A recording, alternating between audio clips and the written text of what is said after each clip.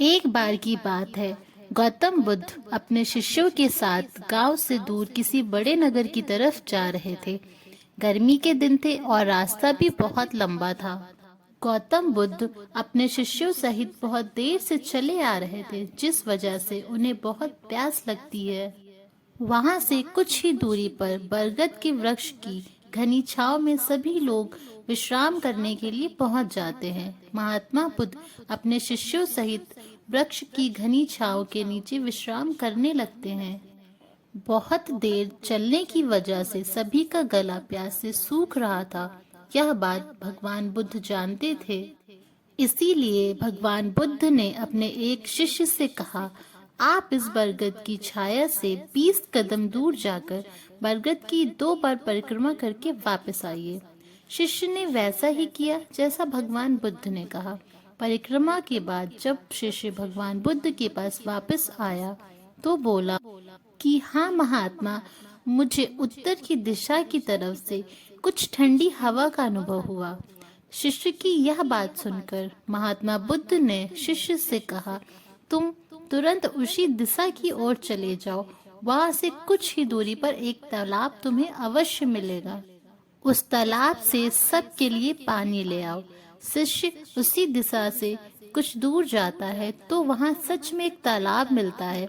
तालाब को देखकर शिष्य बहुत प्रसन्न हो जाता है और तालाब के निकट जाकर जैसे ही तालाब से पानी भरने वाला होता है, तभी शिष्य की नजर वहां दूर तालाब में कपड़े धो रही कुछ स्त्रियों पर जाती है। यह देख शिष्य मन ही मन सोचने लगता है कि यह पानी तो कितना गंदा होगा। लेकिन जब शिष्य ध्यान से तालाब के पानी को देखता है तो अभी भी तालाब का कुछ पानी साफ दिखाई देता है। इतने में 2 बैलगाड़ी जोर से तालाब के किनारे से होती हुई निकलती हैं। बैलगाड़ी के पहिए तालाब की मिट्टी को इतनी जोर से निकालते हैं कि तालाब के नीचे बैठी हुई सारी मिट्टी तालाब के बचे कुचे पानी को भी गंदा कर देती है। यह देखकर शिष्य बिना पानी लिए क्रोध में महात्मा बुद्ध के पास वापस चला जाता है। शिष्य बड़े ही निराशा भाव से महात्मा बुद्ध को सब बात बताता है। शिष्य की बात सुन सभी शिष्य बोलते हैं कि हमें तुरंत यहाँ से निकलना चाहिए तथा किसी दूसरी जगह पर पानी की खोज करनी चाहिए, वरना प्यास के मारे जान निकल जाएगी।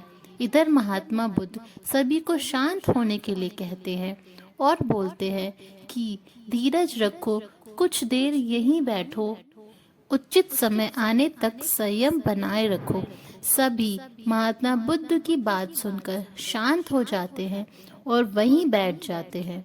कुछ समय बीत जाने के बाद महात्मा बुद्ध फिर से अपने उसी शिष्य से उसी तालाब से पानी निकालने के लिए कहते हैं। शिष्य बिना कोई सवाल किए फिर उसी तालाब की ओर पानी लेने के लिए चला जाता है। तालाब की हालत देख शिष्य को यकीन नहीं होता है। तालाब का पानी पूरी तरीके से साफ हो चुका होता है। यह देख शिष्य बहुत खुश होता है और पानी भरकर महात्मा बुद्ध के पास आ जाता है। सभी पानी पीकर अपनी प्यास बुझाते हैं, लेकिन अभी भी सबके मन में ये एक सवाल रहता है कि आखिर यह चमत्कार हुआ कैसे। तालाब का सब पानी तो गंदा था। उन्हें लगा कि जरूर यह भगवान बुद्ध की शक्ति है। इनमें एक शिष्य ने यह सवाल महात्मा बुद्ध से पूछ ही लिया कि यह चमत्कार कैसे हो गया। शिष्य का जवाब देते हुए महात्मा बुद्ध बोले कि यह कोई चमत्कार नहीं, यह आपके सब्र का फल है।